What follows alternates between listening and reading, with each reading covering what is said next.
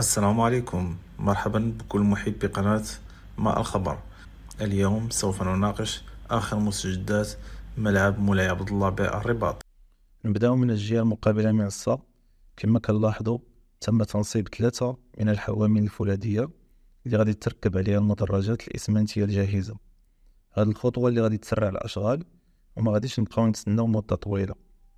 كما كنعرفوا عملية تكسير الخرسانة يعني بشكل بسيط باش توجد الخرسانة بشكل مثالي خصها 28 يوم، وهادشي اللي كان كيبين واحد البطء في الأشغال.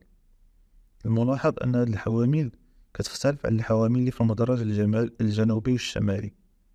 هذه غادي تحطوا عليها المدرجات الجاهزة، ولكن الأخرى غادي تعمر بالإسمنت وعاد غادي تحطوا عليها المدرجات الجاهزة. كنشوفوا كذلك في المدرج الشمالي بداو يوضعوا المدرجات الجاهزة في الأماكن ديالها، ونفس الحال في المدرج الجنوبي.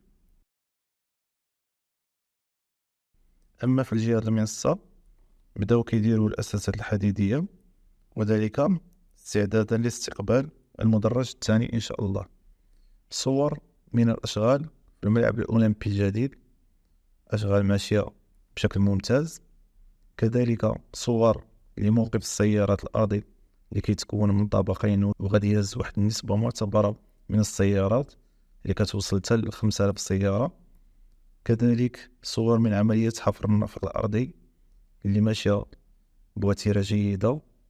هادشي اللي كاين. منسوش نشكروا الأخ صاحب قناة مايكان تبع بلادي على التصوير الاحترافي ديالو.